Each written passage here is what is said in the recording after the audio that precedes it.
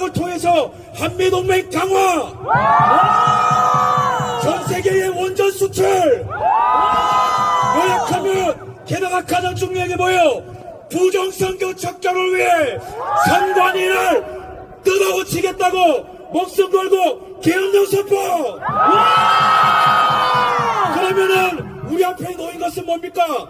좌냐 우냐가 아니에요. 대한민국이냐 반대한민국입니다. 생존이냐 죽음이냐입니다. 하지만 우리가 옛날 같았으면은 힘들었겠죠. 그러나 여기 있는 왜 언론도 우리 편이 아니에요. 수사기관도 우리 편이 아니에요. 정당도 우리 편이 아니에요. 사법부도 타락했어요. 하지만 우리에게 남은 가장 강력한 힘, 그것은 바로 여기 모여있는 애국 시민 여러분이 있기 때문에 우리는 승리하게 될 것입니다. 승리를 원한다면 전방을 향해 함성 3초 발사!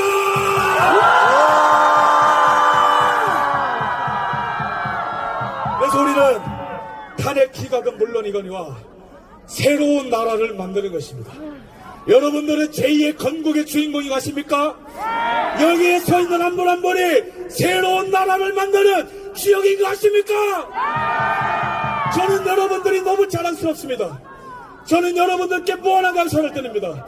저도 미국에서 살았고 미국의 트럼프 그 집회 현장도 가봤지만 미국의 마가 무브먼트보다 더 뜨거운 현장이 바로 여기 대한민국 대구입니다. 그러면은 우리는 어떤 나라를 만들 것인가? 진실이 승리하는 나라 원하십니까? 법치가 승리하는 나라 원하십니까? 자유가 충만한 나라 원하십니까? 여러분, 이 100년간의 전쟁을 보십시오. 이 나라는 원래 지금뿐만 아니고요 100년 동안 거짓과 진실의 싸움이었어요. 6.25 전쟁 때는 어떤 거짓말이 있었습니까? 지금도 내란죄니 말도 안 되는 거 거짓말인 거 아시죠? 6.25 전쟁 때는 어떤 거짓말이 있었냐면은 이승만 대통령이 한국을 버리고 일본으로 도망갔다라는 거짓말을 김일성이가 그런 거짓말 했습니다. 이승만 대통령 도망갔습니까? 끝까지 싸웠습니다. 우리도 끝까지 싸웁시다. 박정희 대통령이 산업화할 때 저 민주당이 당시 어떤 거짓말 했습니까? 박정희가 철강을 팔아서 부자들한테 나눠준다더라.